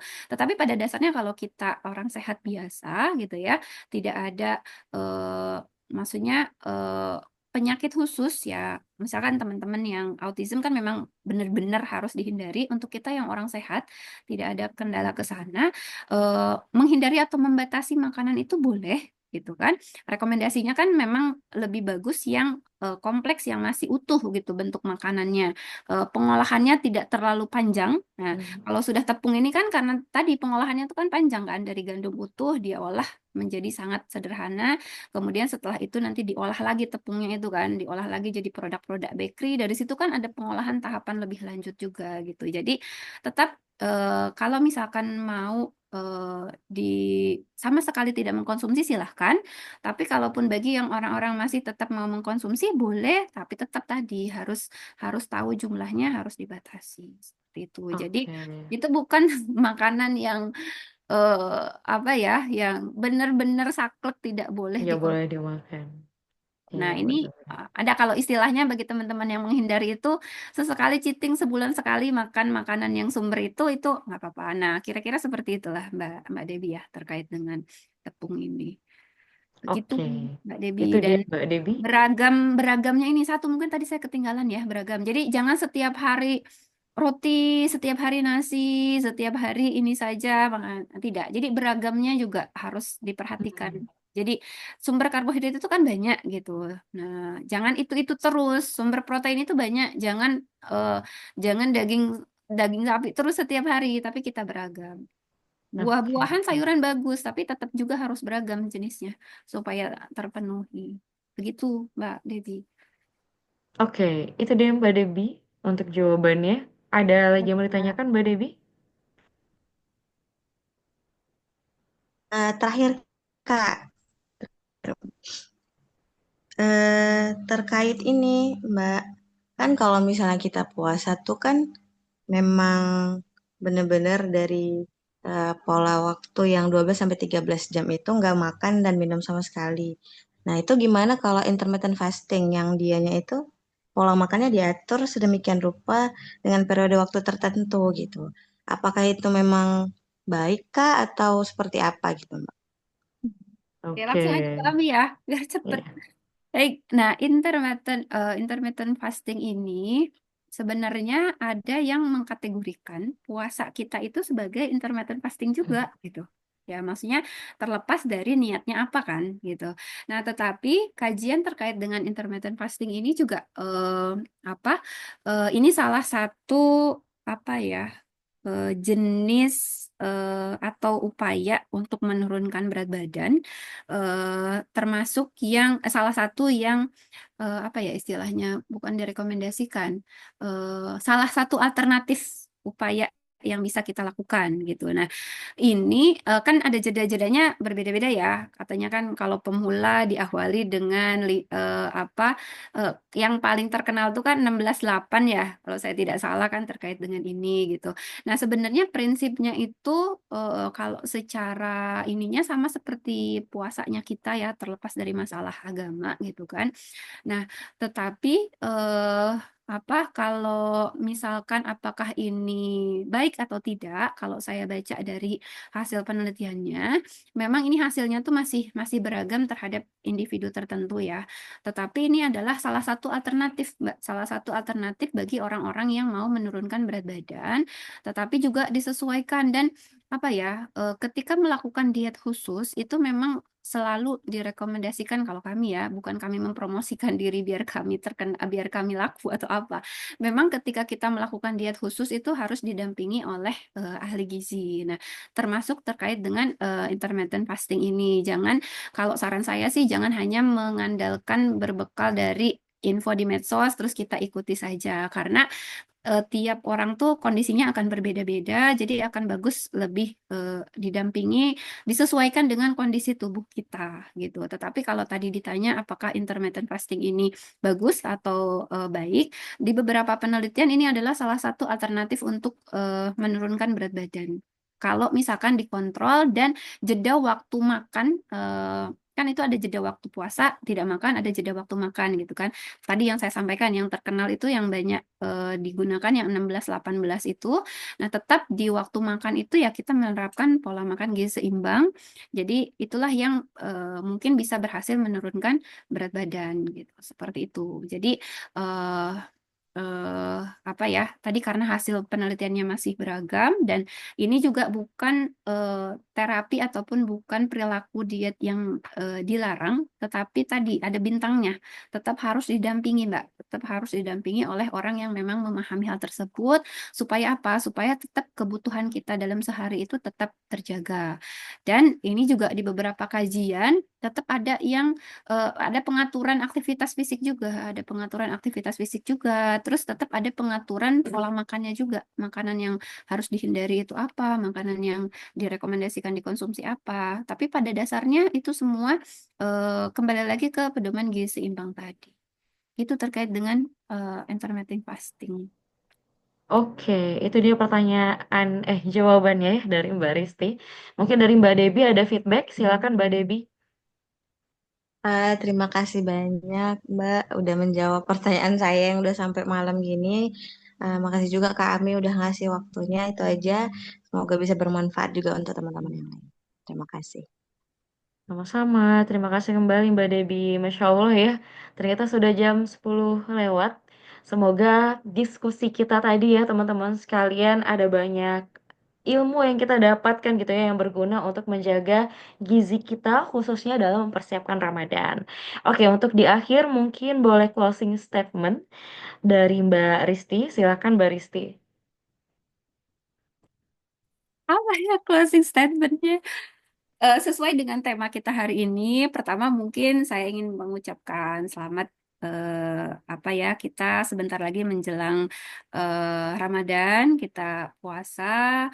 Saya doakan semuanya ya kita bisa mendapatkan rezeki untuk bisa menjalani puasa itu ya, rezeki umur, rezeki kesehatan, menjalani dengan baik. Tadi jangan lupa terapkan pola makan gizi seimbang, beragam. Jadi tidak itu-itu saja makanan yang dikonsumsi, bergizi tentunya sesuai dengan tadi porsinya ya, berimbang gitu kan, bergizi berimbang sesuai dengan porsinya tadi, isi piringku.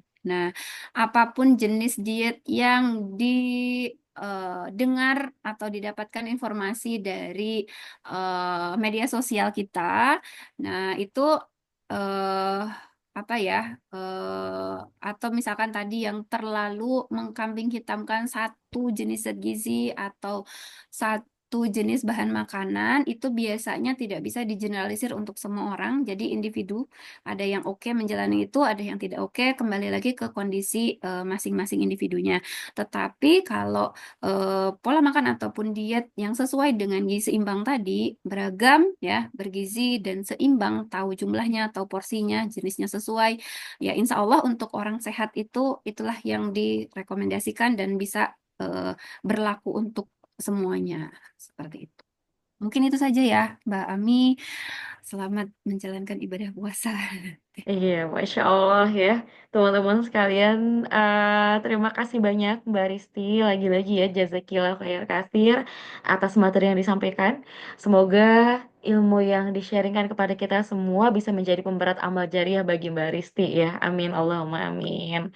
Baiklah teman-teman sekalian, untuk sharing kita pada malam hari ini kita cukupkan. Semoga bermanfaat. Sekali lagi terima kasih banyak juga kepada para peserta yang sudah aktif bertanya dan para peserta yang sudah hadir ya. Insya Allah kita akan ada kajian-kajian lainnya. Jadi silakan dipantengin terus akun media sosial kita, Sakinah Family Club ya. Dan untuk di akhir acara, mari kita mendokumentasikan agenda kita ya teman-teman sekalian. Oke, silakan yang mau open cam, yang bisa tidak ada halangan untuk open cam, silakan open cam ya teman-teman. Biar kita ambil uh, fotonya gitu ya. Di sini ada 17 orang. Silakan, ada lagi yang mau open cam teman-teman? Oke, mungkin kalau yang belum bisa ya, boleh pakai reactionnya ya, biar meramaikan gitu ya teman-teman sekalian. Baiklah, saya izin hitung ya, hitungan ketiga. Satu, silakan senyum. Dua, tiga. Oke, sudah ya. Mungkin sekali lagi ya teman-teman, sebentar. Ayo di apa ya? Dibuat lagi gaya terbaiknya kan gitu ya. Hitungan ketiga, satu, dua, tiga. Oke, Masya Allah teman-teman sekalian. Jazakumullah khair kasir ya. Mari sama-sama kita tutup materi kita dengan membacakan hamdalah. Alhamdulillahirabbil alamin. Semoga ibadahnya lancar. Kami segenap panitia mohon maaf apabila ada kata-kata yang salah. Dan bagi teman-teman yang tadi belum hadir di awal atau mungkin ada yang tertinggal materinya, silahkan pantengin akun kita. Insya Allah kajian kita pada malam hari ini akan kita record dan kita upload di channel YouTube kita Sakinah Family Club. Dan jangan lupa di-follow ya teman-teman akun kita. Sekian itu saja kami panitia yang bertugas. Mohon maaf apabila ada kata-kata yang salah. Ami akhiri. Assalamualaikum warahmatullahi wabarakatuh. Waalaikumsalam warahmatullahi wabarakatuh. Iya. Terima kasih, Mbak. Terima kasih semuanya. Jazakillah Mbak Risti. Selamat istirahat semua. Nah, terima kasih Mbak Ami semuanya. Izin ya. Iya, Mbak.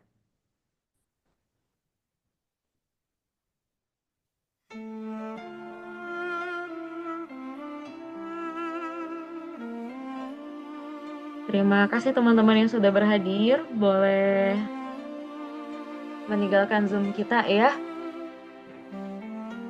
Sama-sama. Terima kasih kembali. Ya